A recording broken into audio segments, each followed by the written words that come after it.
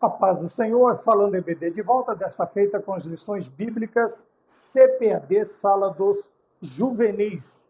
Nos lembrando que estamos sob o tema do trimestre, uma viagem pelo Novo Testamento. Hoje nós vamos falar sobre a lição de número 6. Esta lição será ministrada no dia 11 de maio de 2025 e traz por tema o Evangelho de Mateus, ou como alguns têm costume, particularmente eu, tenho costume de dizer o Evangelho segundo escreveu Mateus. Tá bem?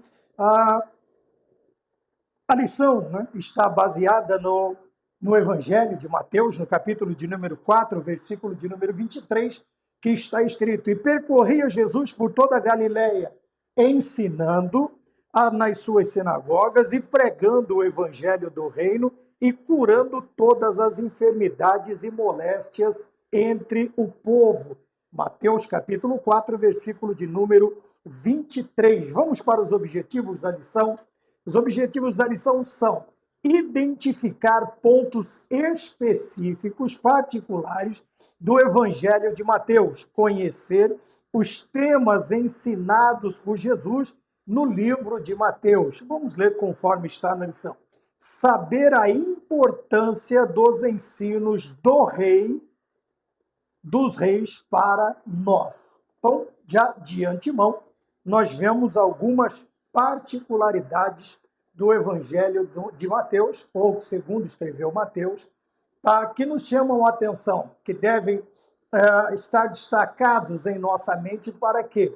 Para que tanto no aprendizado como no ensino também estes pontos, essas relevâncias, elas apareçam, elas se destaquem e nós conseguimos entender melhor, nos fazermos entender melhor ao ensinarmos e fazer com que aqueles que nos ouvem entendam melhor também o Evangelho que Mateus escreve. Como sempre fazemos, então vamos para a nossa costumeira análise. Primeiro, nos lembrando que Mateus, o cobrador de impostos, também conhecido como Levi, ele é chamado para ser um dos discípulos de nosso Senhor e Salvador Jesus Cristo. Então temos aí uma particularidade. O Senhor, ele chamou discípulos, alunos das mais variadas classes, das mais variadas profissões e até de profissões que o povo, vamos dizer assim, não entendia ou não gostava muito, principalmente a profissão de Mateus, que era um publicano, quer dizer, ele trabalhava para o serviço público, ele cobrador de impostos, também conhecido como Levi. Veja que tudo leva a crer que este é um judeu mesmo, né? O nome, Levi, Mateus, e principalmente isto ocasionava também a malquerência, vamos dizer assim, ser mal visto pelo povo. Era visto como um traidor da nação. Além de ser um judeu, era um cobrador de impostos para quem? Para os romanos. Também, então, está aqui, vamos sacar a pessoa de Mateus. Quem era Mateus? Como ele começa, ele é chamado, não se tem uma genealogia lógica de Mateus, porém, é destacada aí as suas algumas particularidades. Mateus, chamado Levi, cobrador de impostos, e o Senhor o chama para trabalhar com ele. Então, nós temos nosso segundo ponto, que nos dará também, nós ficaremos presos a alguns ganchos, vamos dizer assim, alguns temas, como está escrito aqui, algumas particularidades. A segunda particularidade que nós temos está no texto áureo. Vamos chamar de texto áureo, porque nós já conhecemos assim das lições adultos e de outras lições, tá bom? Então nós vemos que o Evangelho de Mateus está baseado, assim como dos outros sinóticos, Mateus, Marcos e Lucas, eles estão totalmente voltados para o ministério de nosso Senhor Jesus Cristo em Jerusalém. Então nós temos aqui que Jesus percorria toda a Galileia. Mas não é esse o interesse, porque nós já falamos sobre isso em outra lição. Mas vamos nos ater a três particularidades deste versículo. Primeiro, ele diz, ensinando em suas sinagogas. tá bem? Tem tudo a ver, obviamente, se nós pegarmos aí os 5 versículos da grande comissão, nós vamos ver que o trabalho do Senhor Jesus Cristo é um trabalho completo. Primeiro, ele está ensinando nas sinagogas, ele está pregando o evangelho do reino e ele está curando. Quando nós olhamos para o evangelho completo, nós vemos ensino, quer dizer, fazer discípulos, nós vemos o anúncio das boas novas, quer dizer, pregando este evangelho. O Senhor pregava o evangelho, mas não era o evangelho qualquer, era o evangelho do reino, que nós vamos ver também que destaca o evangelho segundo escreveu Mateus. Ele destaca alguns pontos que trazem, por isso ele é chamado de um evangelho que é pregado para os judeus, é voltado para os judeus. Então ele está pregando o evangelho do reino dos céus, ou do reino de Deus, o evangelho do reino, tá bem? Há uma especificação na mensagem para os judeus, para atrair, para chamar a atenção, para despertar os judeus nesta tarefa do evangelho de Mateus. E nós vemos também ele curando, o Senhor Jesus Cristo curando. Quando nós vemos, obviamente que nós vamos falar ainda do evangelho segundo escreveu Marcos, nós vamos ver que na pregação completa, no trabalho completo de um evangelista, como Paulo disse a Timóteo, cumpre o teu ministério cabalmente, que é o evangelho de um evangelista, nós temos esses 3 pontos. Né? Eu coloquei evangelho completo. Primeiro, ele prega, mas prega o evangelho do reino. Ele não prega o que o povo quer, ele não prega o que satisfaz, mas ele tem uma visão, ele tem um objetivo, que é falar sobre o reino de Deus. Falando do reino, ele vai falar, consequentemente, do rei, que é o que os judeus estavam esperando. Tá bem? Então, nós vemos ele fazendo discípulos, ensinando nas sinagogas, pregar. Não sei se podemos diferir, eu sempre gosto de dizer assim, nem toda pregação, nem todo ensino, ele tem por finalidade ser uma pregação, mas toda pregação tem que ser um ensino. Toda pregação tem que ser um ensino. Mas o ensino em si não precisa ter o aspecto de uma pregação, né? Às vezes, nós pentecostais, uma pregação mais efusiva, mas o ensino ele tem aquela característica do quê? De transmitir conhecimentos do próprio ensinador, no caso do Senhor Jesus Cristo, sim, porque ele estava falando desse mesmo. No nosso caso, não. Nós vamos falar da pessoa bendita de nosso Senhor Jesus Cristo, ou ele inserido, né, dentro da teologia sistemática ou de todos os assuntos que a teologia nos apresenta. Então, veja, quando vamos pregar, quando vamos ensinar e quando vamos pregar, o que é que nós estamos falando? Nós estamos falando do Senhor Jesus Cristo e do seu reino, tá bem? Então, eu não sei se serve, mas veja, eu penso sempre assim, isso é uma opinião minha, a pregação, ela tem que ter por finalidade ensinar. O ensino não precisa ter características de pregação, tá? Porque a sua função é instruir, é transmitir conhecimentos. E, às vezes, até, como dizem a linguagem moderna, é extrair do aluno aquilo que ele já tem e fazer com que ele traga para fora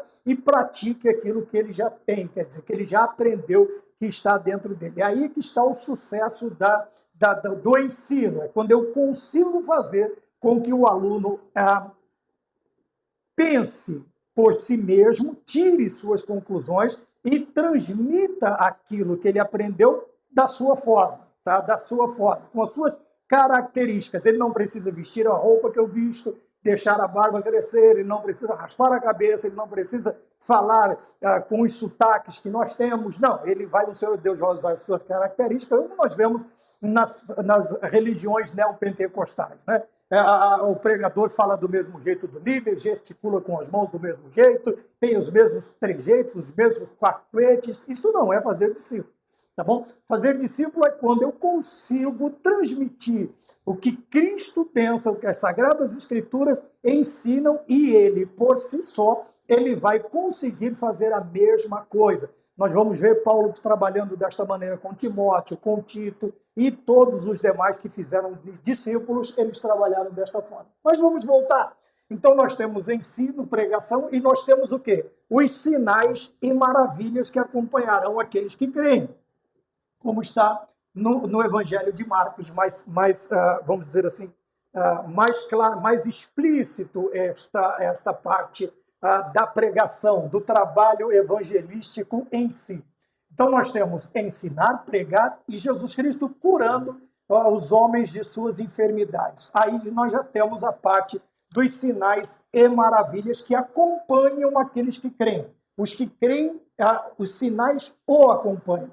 O que nós vemos de um tempo para cá, infelizmente, são aqueles que dizem crer, que vivem atrás de sinais. Eles correm atrás de sinais. Eles não podem saber de uma novidade, a coisa às vezes que nem tem um padrão bíblico, não tem uma especificidade bíblica, não tem sequer uma vírgula da Bíblia. Mas, como é novidade, parece uma coisa extraordinária, então não todos, mas um grande número dos cristãos vivem atrás de sinais, é onde comete os seus erros, porque nem todo sinal e nem toda maravilha é feita por Deus. Tá bem? E também precisamos levar ao extremo e dizer que é coisa do diabo.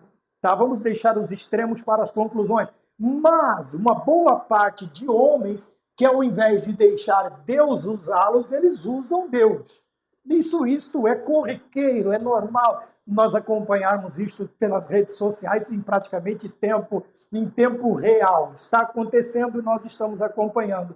Mas aqueles que eles passaram por este processo, eles foram ensinados através da pregação e do estudo bíblico, e eles viram os sinais, eles sabem que os sinais devem acompanhá-los. E estes sinais acompanharão os que creem. Veja, Jesus Cristo curando as suas enfermidades. Não era somente este o milagre que acontecia no ministério do Senhor Jesus. Nós vimos multiplicação de pães e peixes, nós vimos curas, aqui sim as curas, nós vimos ressuscitações, nós vimos lemos mortos sendo ressuscitados e assim sucessivamente. Porém, veja, está tudo enquadrado dentro do termo curando suas enfermidades. E muitas vezes, quando nós falamos de cura, estamos falando também de todas as mazelas que atenta contra a vida do homem, ou a vida espiritual, ou a vida física, ou a vida psíquica. Nós chamamos também de cura, quando é libertado de alguma coisa, quando a pessoa é liberta de algo, nós dissemos que a alma dele foi curada, que o corpo foi curado, que a mente foi curada, uma libertação que aconteceu na sua vida. Tá bem? Se nós formos mais adiante, nós temos, então, dentro dos objetivos, que nós vamos nos ater no segundo objetivo, que é conhecer os temas e a importância, o 3, dos ensinos do Senhor no livro ou no Evangelho de Mateus e a sua importância. Veja que é relevante, é importante, é vital nós conhecermos a importância dos temas. Ora, no Evangelho de Mateus.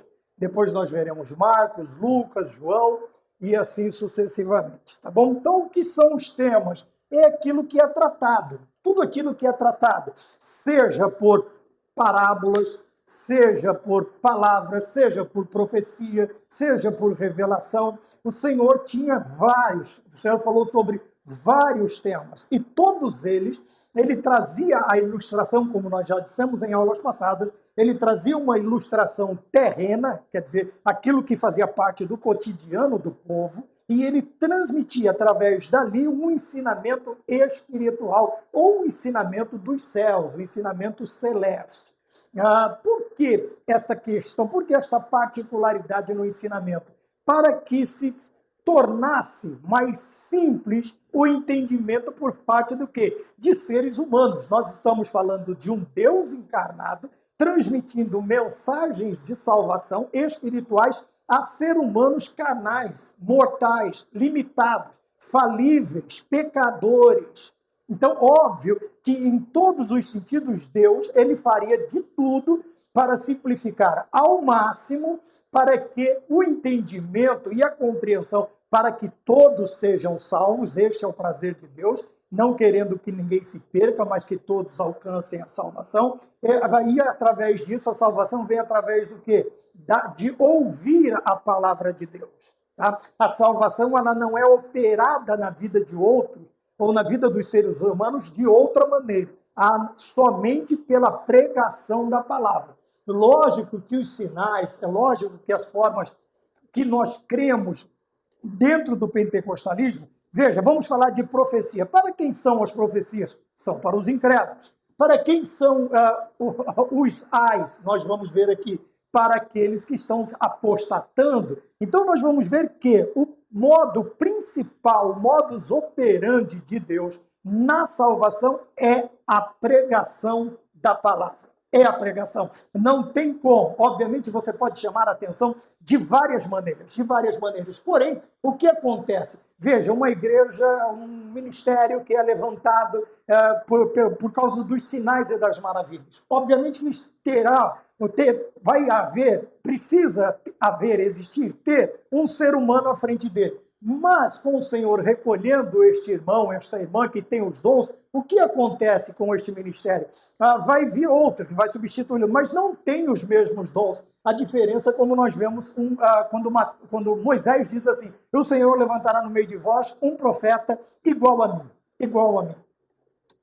Veja, o homem que vira, a mulher que vira, ele não vai ter os dons propriamente dito que aquele que fundou o ministério tinha. E o que vai acontecer com isso? Ele vai ter que haver os seus dons. Porém, toda a massa, seja pequena, seja grande, ela está acostumada a um tipo de vida, um tipo de alimento. Não tendo, infelizmente, o que vai acontecer? Vai ter que, ou a pessoa vai entrar por um tema diferente, uma situação que não vai agradar a maioria, ou ele vai começar a inventar que ele tem os mesmos dons, e aí, pronto, o buraco, como nós veremos aí, o buraco será maior ainda, né? Nós vamos ver na razão da pregação, por que Mateus fala de Jesus Cristo como sendo o rei e fala do evangelho de reino para os judeus. Nós vamos ver a razão daqui a pouco. Então, nós já começamos falando sobre isso. Ponto de número 1. Veja, o evangelho do rei. E nós vemos esta especificidade no evangelho. Por que chamá-lo, colocar toda ênfase, tá? Toda esta ênfase, todo este direcionamento não é sem razão, não é sem razão. Por quê? Nós vamos ver, antes de mais nada, o que acontecia, principalmente com o povo judeu e a sua liderança, que nós chamamos, são os escribas e os fariseus. Todos eles tinham uma visão do Messias, tá bem? Então, o rei aqui, nós vamos chamá-lo, por isso, o evangelho messiânico. Aqui mais à frente, cadê? Não me lembro mais, eu coloquei aqui, messiânicas, profecias messiânicas. Então, os judeus esperavam o Messias, né? Esperavam o Messias. E o Senhor Jesus Cristo vem como Messias. Ele é o rei, ele é o Senhor, ele é o Messias. Porém, a visão, como nós já falamos em outras áreas, em outras aulas, a visão dos judeus era totalmente distorcida, sabe? A expectativa dos judeus quanto ao Messias estava totalmente equivocada, distorcida, errada. Eles tinham uma visão de reino mundano, tá bem? E nós vamos destacar aqui mais adiante. Então, por isso o que acontece? Mateus, ele vem trazendo todo este esclarecimento, inspirado pelo Espírito Santo, para quê? Para que os judeus despertem para a real interpretação, tá? Da palavra de Deus, do Antigo Testamento. Tá bem? Lembrando que nós estamos aqui no Novo Testamento. Obviamente que as únicas escrituras que eles tinham escritas, era o quê? Era o Antigo Testamento. Aqui nós estamos começando o Novo Testamento. Então, Mateus, ele vai, inspirado pelo Espírito Santo, trazer uma visão correta. Por quê? Porque escribas e fariseus, aqui nós englobamos todo o povo de Israel, apesar de serem doutores da lei, eram cegos guiando cegos. Eram cegos guias de cegos. E a Bíblia nos diz que um cego guiando o cego, qual é o destino de ambos? O buraco. É a queda. E estava nesta situação. Por que são chamados de cegos que guiam cegos? porque a visão deles deste reino era uma visão totalmente distorcida. Eles esperavam um Messias político, tá bem? Um Messias guerreiro. Eles esperavam um Messias que despusesse, tirasse, arrancasse o reino dos romanos e devolvesse a glória de Israel. Porém, nós vemos que obviamente, que os seus ensinamentos destituídos da presença do Espírito Santo de Deus em suas vidas, eles vão trazer uma visão errada. Quando o Senhor Jesus Cristo vem falando do seu reino, ele fala, realmente, eu sou o rei. Ele, interpelado pelo governador, ele diz, você se declara, tu és o rei dos judeus. Ele disse, tu dizes, você declarou que eu sou o rei, que eu sou o Messias. Porém, veja, se o meu reino fosse desse mundo, tanto Pilatos quanto Herodes teriam caído facilmente. Lembrando-nos que o Senhor Jesus Cristo, 100% homem, 100% Deus, nós vamos ter uma pessoa em duas naturezas. O reino deste mundo, os governadores desse mundo cairiam facilmente diante do Messias. Porém, ele é bastante claro quando ele diz, o meu reino não é deste mundo. O meu reino não é deste mundo. Tá? Porém, não sendo deste mundo, eu sou o rei. Eu sou o rei que as Escrituras vaticinam. Eu sou o rei. E como vem esta apresentação? Primeiro, nós vemos... vamos começar aqui. Mateus já liga a pessoa bendita de nosso Senhor Jesus Cristo à cidade do grande rei. Já liga ele a Jerusalém. Ele é o príncipe da paz. Ele é o príncipe da paz. Salem, né? Jerusalém. Quer dizer, nós vemos então a cidade do grande rei. E aqui começa a saga deste escritor para quê? Para que estas realidades, estes fatos, eles sejam expressos, entendidos, compreendidos e aceitos pelos judeus. Foi uma tarefa muito fácil? Não foi. Foi bastante difícil. Então, primeiro, nós vemos aqui. Por quê? A razão nós já vimos. Porque os judeus precisavam reconhecer o verdadeiro ministério,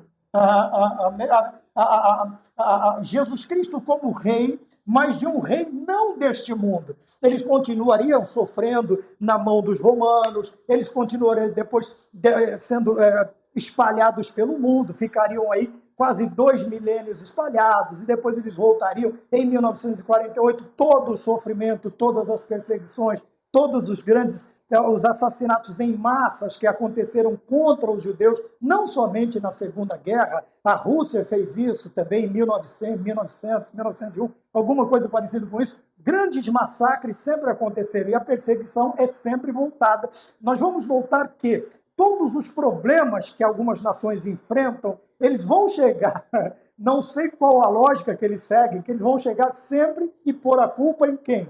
Ou nos judeus, agora nos cristãos. Nós vemos a inversão agora com Nero. Nero agora não vai partir para cima dos judeus, ele vai para cima dos cristãos, e é o imperador que decapita Paulo. Então nós vamos ver sempre isso.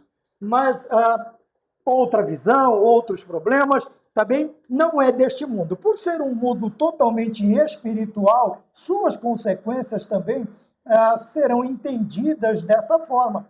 Onde o homem espiritual ele consegue discernir, mas o homem carnal e o homem natural não conseguem discernir as coisas de Deus. Então nós vemos aqui, dentro do Evangelho do Reino, ele já localiza a cidade do grande rei, que é Jerusalém. É o xodó, aqui é o xodó dos judeus. Tá bem? Os outros povos, eles até almejam a questão de Jerusalém, lutam por Jerusalém, mas não é pela causa real. Não é uma causa real. A causa é sempre ou política ou meramente para não aceitar que aquela parte da geografia de Israel pertença aos judeus.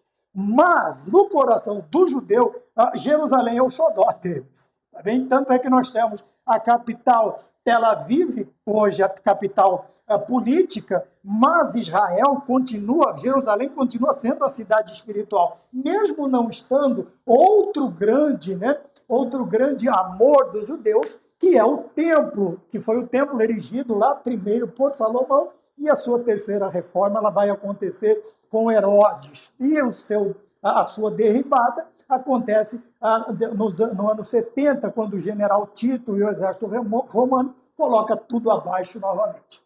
Tá bem? Então, nós vamos entendendo os temas e tentando também entendermos a razão de toda esta preocupação de Mateus. Tá? Eu chamei de xodó aqui porque tem um lugar especial no coração, não só dos cristãos, mas veja, os judeus, eles habitam ali, eles congregaram ali, eles ofereceram sacrifícios ali. Todas as histórias que eles ouvem dos seus antepassados, sejam muito remotos ou antepassados que não vai ter, que viu, que ainda conseguiu ver, os mais próximos, vão sempre contar histórias maravilhosas da operação de Yahvé, do Senhor Deus intervindo, que intervém até hoje, graças a Deus, por Israel.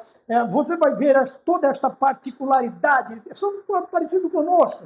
Nós, obviamente, nós vamos para os nossos lados, né? O lado do cristianismo. Nós temos aí os nossos xodós também, aquele negócio que a gente cuida com mais carinho, tem um lugarzinho especial no coração. Então, começamos aqui por Jerusalém. E depois ele vai chamar a atenção também dos judeus quanto à sua linhagem, quer dizer, a genealogia. O escritor, o comentarista fala sobre isso. Por que a genealogia? Ele vai ligar Jesus Cristo lá a Abraão, o chamamento de Abraão. Ele vai ligar, aqui nós estamos falando de genealogia humana, tá bem? A sua árvore genealógica, quer dizer, os seus antepassados, de onde ele veio para que ele seja chamado rei. Vai ligá-lo a Davi, consequentemente liga ele à linhagem real. É outra coisa também que os judeus, tanto a linhagem real quanto, segundo algumas histórias, eu não sei se são verdadeiras, mas a linhagem real e a linhagem sacerdotal, ela continua sendo guardada, porque há uma sacerdotal, há um pensamento, né? Há uma esperança de que o templo seja reerguido. Então, os sacerdotes, a linhagem real, do sacerdócio, ela tem que ser mantida, tá? Real de realidade. Tá? A linhagem verdadeira de sacerdotes, para não sair da linhagem que foi chamada lá com o irmão de Abraão. Tá bem? A linhagem araônica.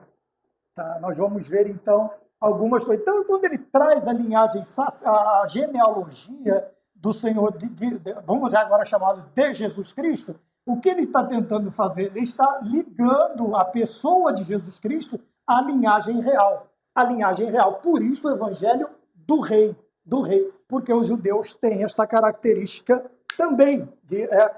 Você precisa provar, né? Você vai precisar provar. Então, nós temos também, veja, uma ligação geográfica, uma ligação genealógica, quer dizer, a sua parentela, o seu sangue é de linhagem real, porque ele está diretamente ligado a Abraão e também a Davi, o filho de Jessé. E depois nós temos os testemunhos de fora, tá bem? Nós vemos os três sábios, ele diz, nós vemos onde está aquele, o menino que nasceu, que é chamado de o rei dos judeus, tá bem? Do ocidente, eles veem a estrela no Oriente, tá? Não é estrela do Oriente está errado, isso não existe. No estrela do Oriente, já expliquei isso em outras aulas, mas vamos falar, estrela do Oriente é a estrela Sirius, é a estrela Cão, é a estrela mais temida pelos egípcios. Tem uma loja, tem uma linha, uma filosofia que tem um determinado departamento que é chamado estrela do Oriente. Está equivocado, tá? Eles viram a sua estrela no Oriente. Quer dizer, então, no Ocidente, eles olham para o Oriente. Como o relâmpago que sai do Ocidente, se mostra no Oriente, e assim há de ser a vinda do Filho do Homem, tá? Uma outra situação. Então, nós temos três sábios. Quem ainda não assistiu o quarto sábio? Se você já assistiu, assista, tá? É uma ficção, mas é muito bonito também e vai te dar uma realidade do acontecimento dos três sábios. Tá? Não vou dar spoiler, mas se você puder, é um filme muito antigo. O Quarto Sábio. É um filme muito bom. Tá bem? Então, nós vemos aqui homens, não sei se posso chamá-los de astrônomos, eu não vou chamá-los de astrólogos, porque a astrologia é algo que não existe. apesar de todos os presares aí, as pessoas andarem atrás de astrologia, que é uma coisa, a astronomia é outra bem diferente. Tá? Eram homens que estudavam a história. Veja, a astronomia na condução de uma viagem marítima, antigamente, logicamente, hoje são aparelhos avançadíssimos, GPS, mas o GPS dos barqueiros, dos navegadores, dos navegantes, lá no tempo do Senhor Jesus, era o quê? E até muito pouco tempo atrás, eram as estrelas. Tá bem? Eles se orientavam pelas estrelas. Então, astronomia, astrologia é outra coisa. Tá bem? Então, nós vemos aqui o testemunho. Os três sábios, eles vêm de fora e eles já chamam o menino daquele rei dos judeus. Aqui é o menino que é chamado o rei dos judeus. Veja que a ideia, ela não vem só de dentro, ela vem de fora agora com os três sábios. Coloquei aqui os de fora, escribas e fariseus, como os doutores de lei da lei, que de lei também eles não conheciam nada. Conheciam a sua lei, a forma deles pensarem, deles interpretarem, o que eles aceitavam daquilo que Deus falava. Tá bem? Porém, eram cegos guiando cegos. Por quê? Eles falavam de um reino terreno, um reino terrenal. Mas o Senhor, ele trouxe o quê? Um reino espiritual. E chama, meu reino não é deste mundo. Meu reino não é deste mundo. Tá bem? E nisso, o evangelista Mateus, ele começa apresentando o evangelho do rei para quê? Para a atração, no caso de atrair o povo judeu para Cristo. Não foi uma tarefa muito fácil. Tá? E nós vemos isso até hoje. Por quê? Como o Senhor Jesus Cristo não veio dentro da visão dos judeus do passado, os judeus modernos também ainda continuam não aceitando a Cristo como o Messias. Eles ainda aguardam, tanto é que que Jesus Cristo veio para nós e o nosso tempo ele é contado a partir do nascimento, quer dizer, tem antes de Cristo, depois de Cristo. Estamos no ano de 2025, mas os judeus não, o ano ainda não parou. O tempo não foi, porque o Messias não veio. Eles estão no ano 4000 e alguma coisa parecida com isso. Também é uma coisa que você pode aguçar a sua curiosidade e você procurar entender ainda mais. Se você for ver, Jesus Cristo, ele interfere na história mundial, mas não interfere na história judaica, não interfere no modo de pensar espiritual, religioso do povo judeu. Tá bem? Vamos para o ponto de número 2, então, o cumprimento das profecias. Tá? Então, nós temos aqui que Mateus apresenta. Veja, aqui ele dá a genealogia, né, alguns pontos em que os judeus, e agora ele vai apresentar dentro das profecias, daquilo que falava do Messias. Veja, vocês não aceitam Jesus Cristo porque tem uma visão distorcida, mas eu vou apresentar a vocês fatos que comprovam que Jesus Cristo é o cumprimento, tá bem, cabal das profecias do Antigo Testamento. E ele o faz da melhor maneira possível. Ele cita profetas, Jeremias, Isaías, nominalmente. Tá? Está na lição. Tá bem? Ele não cita nominalmente os profetas, mas ele cita a profecia que vai falar do Senhor Jesus Cristo. Tá bem?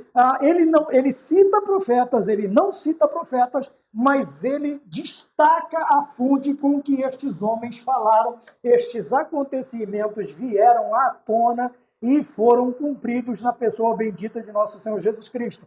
Qual é a fonte? Todos eles falaram da parte do Senhor. Como diz as Sagradas Escrituras, nenhuma profecia ou nenhum profeta, ele produziu uma profecia por vontade própria. E as Sagradas Escrituras, elas são o quê? A inspiração do Espírito Santo sobre aqueles homens que o Senhor chamou, cerca de 40 homens, para escrever as Sagradas Escrituras, tá bem? Ou narrar, ou escrever as Sagradas Escrituras, tá bem? Então, Jesus Cristo é apresentado como um cumprimento, quer dizer, quando você olha, ele dizia aos judeus, quando você olha para o Senhor Jesus Cristo, ou quando você olha meramente para Jesus, você vai ver que tem tudo a ver.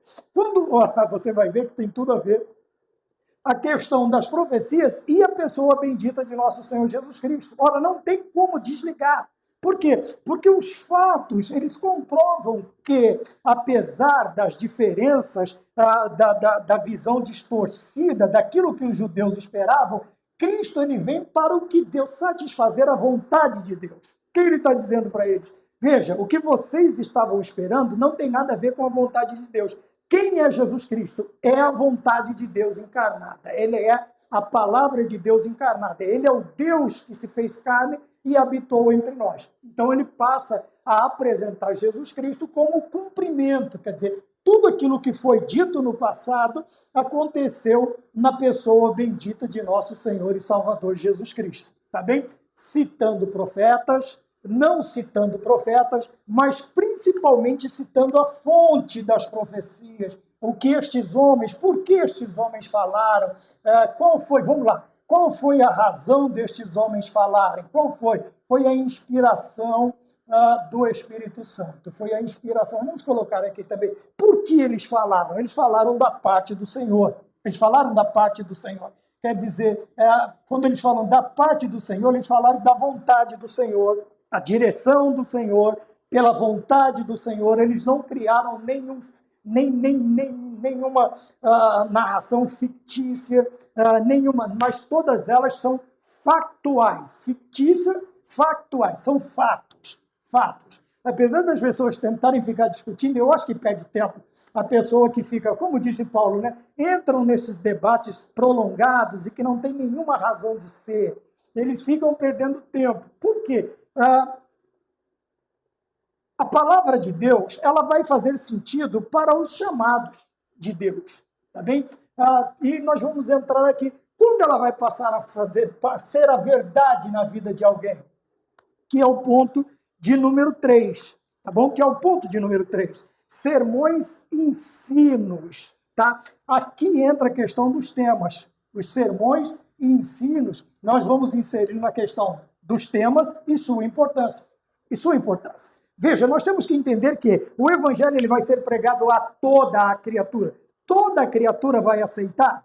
Ela será aceita unanimemente? A Bíblia será uma verdade unânime? Não, de maneira nenhuma. Nós sabemos que não. Porém, isso não nos tira a obrigação de falarmos de Jesus Cristo e também não nos dá a obrigatoriedade de acreditar que Deus separou uma parte para simplesmente descartá-los no final de tudo e uma parte que ele, independente disso ou daquilo, ele vai aceitar a Jesus Cristo como Salvador. Não nos dá também esta autoridade, esta chancela para entendermos assim. Tá bem? Porém, veja, Mateus ele vai apresentando estas provas dentro da realização das profecias do Antigo Testamento, as profecias messiânicas, apontando para a pessoa de nosso Senhor Jesus Cristo. E nós poderíamos pegar muitas delas, muitas profecias. Moisés falou que viria um outro líder igual a ele. Abraão falou sobre o cordeiro preparado para si, para Deus, quer dizer, enquanto Isaac perguntava do cordeiro, Abraão falava, Deus proverá, e este cordeiro que Deus proveu é Jesus Cristo. Só que já está no Evangelho de João, nós vamos ainda falar sobre o Evangelho de João, que ele não é listado como os sinóticos, e nós já vimos por quê, tá? Vamos ver um pouco mais adiante também. Tá bem? Então, nós vamos ver este cumprimento. Quer dizer, veja, tudo que foi dito a respeito da vinda, do nascimento,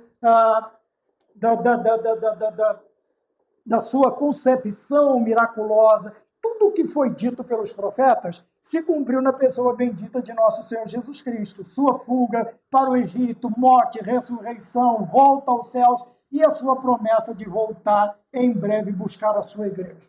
Tá? Fazendo isto, ele cita alguns profetas. Outra hora, ele não cita nominalmente o profeta, ele cita a profecia, porém, o principal é que ele destaca que tudo isto vem do Senhor. A fonte de todas estas profecias, a razão de tudo isto, de você acreditar, é o quê? É que tudo vem da parte do Senhor. Da parte do Senhor. Tá bem? Porém, como eu já disse, quando isto vai ser verdade? Ou quem vai aceitar a verdade? Ou quantos vão aceitar a verdade? Nós não sabemos. Mas o ponto 3 fala de sermões e ensino, tá? Sermões é o plural correto, sermões ou sermãos, não sei. Sermões é o mais...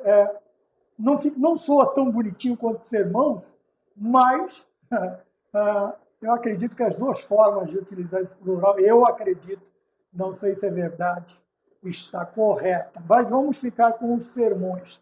Então nós vemos que no Evangelho de Mateus, veja que o Evangelho por si só, o escritor nos diz, ele nos dá acesso. Tá? Nós temos acesso. Quer dizer, nós podemos entrar, nós podemos acessar, nós podemos ter o quê? Profundas verdades sobre o reino de Deus. Obviamente, se Jesus Cristo, ele é um rei, ele tem um reino. E ele já falou que o seu reino não é deste mundo, tá? Porém, o seu reino está relacionado nos céus. Nós já vivemos o reino de Deus na terra? Sim, em parte, sim. Mas o seu reino ele será completo no arrebatamento da igreja, na ressurreição dos santos, na reunião de todos os santos, desde o princípio, e todos reconheçam, todo joelho se dobrará e toda língua confessará que Jesus Cristo é o Senhor. Tá? Então nós temos um rei e precisamos de um reino. Mas este reino não é denominado, não tem nenhuma denominação terrena. Tá? É reino dos céus, reino celeste, reino de Deus, reino sempre estará ligado ao eterno, estará sempre fora do efêmero, tá? Do passageiro. Acho que o acento é aqui, né? Efêmero, do passageiro, da vaidade, quer dizer, daquilo que se vai, que se acaba com o tempo, mas o seu reino está sempre ligado ao eterno, à eternidade. Tudo bem, se nós falamos do céu, nós estamos falando de algo eterno, de algo duradouro, tá bem? E como era feita esta pregação?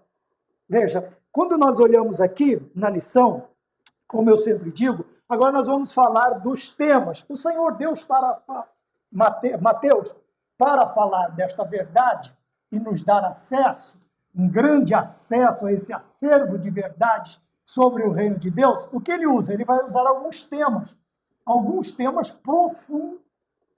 profundos, tá? Que vão muito além, talvez eu possa dizer isto, muito além da nossa compreensão. Quando isto acontecia, tá? E ficava todo mundo comentando, compreensão, ficava todo mundo comentando, o que o Senhor Jesus fazia? Ele separava os seus discípulos, os seus apóstolos, ele ia ensinar. Veja, nós temos isso na questão da semeadura. Nós temos várias vezes o Senhor Jesus Cristo chamando os seus discípulos, os seus apóstolos à parte para ensiná-los. E algumas vezes ele disse assim, não é dado a eles entender isto. Talvez, por enquanto, não é dado. Mas eu vou explicar particularmente para vocês. E o Senhor vai ensinar particularmente aos seus apóstolos. Tá bem? O que? Esta profundidade. Às vezes fugia tanto da compreensão, ou o entendimento precisava ser de uma maneira muito correta, que o Senhor fazia não uma distinção, mas fazia uma classificação. Por quê? Talvez o tempo era escasso. O tempo era escasso. E os apóstolos, eles teriam muito mais tempo. O Senhor tinha 3 anos e meio para desenvolver o seu ministério terreno. Tá bem? Se bem que em 3 anos e meio ele fez muito mais do que nós faríamos em 300 anos, 350 anos ou em 3.500 anos. Ele fez muito mais e, logicamente, como o apóstolo disse, se fosse colocado em livros, nenhuma biblioteca ou o mundo inteiro não caberia uma biblioteca para falar de tudo que o Senhor Jesus Cristo fez. Tá bem? Então, veja, primeiro, esse acesso, ele era, quando havia uma senha, vamos dizer assim, uma senha para a compreensão, ele separava particularmente os apóstolos e os ensinava. Tanto é que Mateus é esse que está trazendo tudo isto para nós dentro desta verdade. Qual verdade? Jesus Cristo é o Messias. Jesus Cristo é o Rei dos judeus, e não somente dos judeus. Jesus Cristo é o Rei, vai ser adorado pelo mundo. Sim, quando? Lá, quando todo joelho se dobrar e toda a língua confessar que Jesus Cristo é o Senhor. Então, é outro tema. Então, nós temos aqui temas importantes, tá?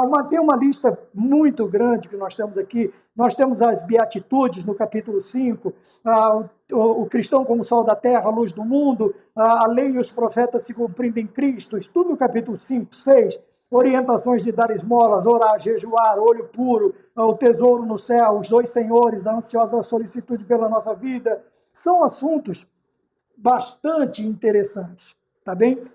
E que nós temos acesso facilmente. Capítulo 7, ele vai falar sobre os dois caminhos, os falsos profetas, a entrada no reino de Deus. Se você for para o capítulo de número 13, você tem o grão de mostarda, você tem o fermento, o trigo. Veja, são assuntos que nós vemos constantemente na igreja. Capítulo 18 vai falar sobre o maior ou o menor no reino do céu. Era aquela dúvida que existia entre os apóstolos, a parábola do credor incompassivo, e assim vai até o último capítulo, né? Até nós vemos aqui, depois nós vamos ver as profecias, como se diz, para o futuro, né? A grande tribulação, a vinda do Filho do Homem, a exortação à vigilância, a parábola dos servos, tudo isso, capítulo 24, 25, 10 talentos, a vida eterna e o castigo eterno. Então, são assuntos que nós precisamos, são temas que nós precisamos dominar. E como é que nós vamos fazer isto? Primeiro, dando a relevância, a importância necessária que a palavra de Deus tem. 2, se nós temos esta necessidade de conhecer, é porque sentimos a necessidade de ensinar. Então, ensinando da maneira correta, tá bem? Pregando e anunciando, e os sinais, como somos pentecostais, não somos cessacionistas, os sinais ainda e as maravilhas continuam nos acompanhando, nos seguindo. Quer dizer, a partir do momento em que nós estamos pregando o evangelho completo, real, sendo fiel ao evangelho, os sinais, o Senhor também continuará fiel, fazendo o quê? Nos dando graça para ensinar, graça para pregar, sabedoria para ensinar e poder para o Senhor operar. Não somos nós quem operamos os sinais, é o Espírito Santo. Então, a graça estará na nossa vida, o poder, o dunamis para os sinais e as maravilhas na vida daquele que estará fazendo a obra de Deus. Tá bem? Então, ele ensinava, quando precisava de uma senha especial, ele separava os seus apóstolos. E ensinava também para as multidões. Nós vamos ver ele rodeado ou rodeado de multidões. Tá bom? Ele também ensina aos escribas e fariseus. Veja, eles têm uma visão cega, quer dizer, eles não têm nenhum tipo de visão. Mas o Senhor os ensina de uma maneira correta, como nós temos na lição, tá bem? Ensinando a quem? A eles, escribas, no capítulo 23, o Senhor, de Mateus, obviamente, ele ensina sobre os ais. Né? Aquela mesma situação, ai deste, ai daquele, lá de Isaías, é a mesma situação. Mas por que estes ais agora para os escribas e fariseus? É por isso que a Bíblia também nos diz sobre a questão do mestre. Quando você fala sobre ser mestre, você tem que ter a consciência de ter sido chamado para isto. Por quê? Você vai pagar pelos seus erros e pelos erros que você faz outros cometerem. Por quê? Porque você tem uma visão distorcida, equivocada, errada do que é o verdadeiro evangelho. Então, por isso que o apóstolo diz, ninguém traga para si este privilégio de ser chamado de mestre, ou se chame a si mesmo de mestre, né? Você tem que tomar cuidado. E é isto que o Senhor está ensinando, né? Aqui o tema, a verdade, o acesso, o reino, o tema sobre o reino de Deus é sobre os ais. Quer dizer, o perigo que eles estavam correndo por serem o quê? Cegos guiando cegos. Tá bem? E depois nós temos, como eu já disse, do versículo, o capítulo 24 e 25 do Evangelho de Mateus, nós vamos ver as profecias sobre o fim, quando o Senhor ele vai nos trazer esses temas que nos acordam ou que despertam o cristão para vivermos uma vida de santidade até o fim. Tá? É por isso que todas as coisas nos levam para o fim. Né? A Daniel, ele disse, sela, mas vai até o fim, sela estes livros, sela estas profecias, porque não são para agora, mas tu, porém, vai até o fim. No Apocalipse, isso quer dizer que meu tempo terminou. Tá bem? E eu já estou terminando também junto com o sinal, tá bem? Sobre o fim. E o fim, dentro deste tema, o fim está próximo. Por quê? Veja, em Daniel ele diz, cele, porque estas profecias não são para este tempo. Mas, quando nós falamos sobre João no Apocalipse ele diz, não cele, não feche. Por quê? Porque o fim está próximo. Veja que para Daniel ele diz, não é para agora. Mas para João no Apocalipse ele diz o quê? O fim está próximo. É para agora. Então, João, enquanto Daniel sela, fecha o livro e vai ser fiel até o fim dos seus dias, a João ele disse, não feche porque o fim está próximo. É para agora. Então, nós precisamos olhar com particular amor a toda a Sagrada Escritura, mas ao Evangelho de Mateus, ou segundo escreveu Mateus. Por quê? Porque ele nos traz todo este ensinamento. Talvez nós não alcancemos muitos judeus, mas nós temos aí um país, um mundo, tá, totalmente ligado pelas redes sociais. O acesso é muito rápido e muito grande, quase não há restrições para isso, para alcançar outras pessoas, tá, que não sejam os judeus, sobre o Evangelho de Mateus, que nos mostram Jesus Cristo como Rei, apresentando todos esses fatos, como cumprimento, ou o fim de todas as profecias do Antigo Testamento referentes ao Salvador, ao Messias, aquele que estava sendo enviado para salvar o mundo. Tá bem? Nós temos bases dos profetas. Às vezes nós não temos a citação do profeta, mas nós temos a certeza que todos estes profetas, citados ou não, eles foram inspirados pelo Espírito Santo, da parte do Senhor, para que nos trouxessem estas realidades. Esta verdade vai ser exposta a todos? Não. Porém, veja, quando é necessário um acesso, uma senha, vamos chamar de senha, que é bastante conhecido, quando era preciso um ensinamento um pouco mais profundo, como já está escrito aqui, o que o Senhor fazia? Primeiro, ele separava os seus discípulos, os seus apóstolos, e lhes davam ali uma aula particular, né? Uma aula para uma compreensão maior. Tá bem? Quando era de fácil entendimento, ou para todos, ele reunia as multidões e ele pregava. E também ensinou os ensinadores, ou, no caso, os pseudo-ensinadores. Não vou chamá-los de falsos ensinadores, porque o Senhor disse assim, façam o que eles ensinam, mas não façam o que ele faz. Façam o que os fariseus e escribas ensinam, porque eles estão ensinando certo. Eles só não fazem. Não toca com um dedo sequer o peso da doutrina que ele colocava nas costas dos outros. Hoje não é diferente. Tá bem? E também as verdades sobre o fim. Falei sobre Daniel, falei sobre João na ilha de Patmos, quando o Senhor revela a ele o Apocalipse. E quanto a nós, sejamos fiéis a este rei até o fim. Porque aí sim nós teremos a substituição da nossa cruz pela coroa que o Senhor tem reservado aos seus, como disse Paulo, não somente a mim, mas a todos quanto amam a sua vinda. Amém? Louvado seja o Rei dos Reis e o Senhor dos Senhores. Até a próxima aula e ficamos todos com a paz do Senhor.